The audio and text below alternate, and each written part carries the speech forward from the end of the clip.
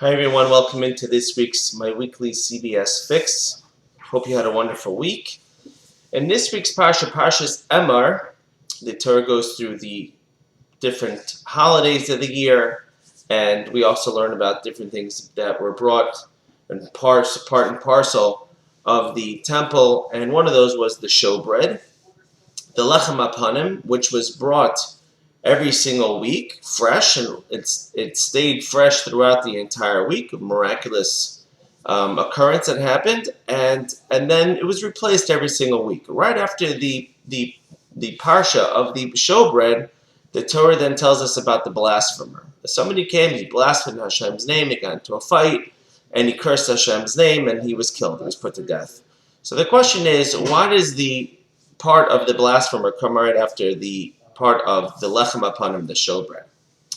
And one of the answers given is that the blasphemer had a problem with the whole showbread. Showbread, he seemed to have said like this, that how do you treat a king like that? Does a king come in and eat the same bread for a week? The way to treat the king, to treat Hashem, is to bring Hashem fresh bread all the time.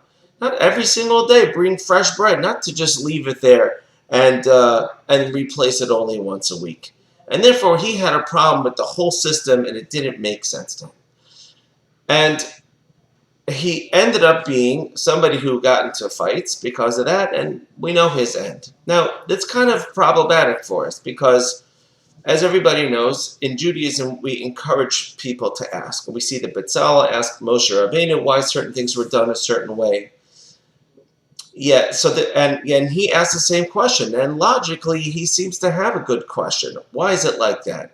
So the question is the problem is not that he questioned. The problem is when you question and you seem to have a good question, and when you don't get a good answer, what do you do next? How do you then follow up? What course do you take in your life to follow that up? Do you go, well, it doesn't make any sense to me, so therefore I'm not going to do it. This whole thing doesn't make sense.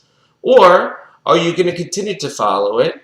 And nevertheless, Hashem's understanding is better than yours. And that's the lesson that we're learning.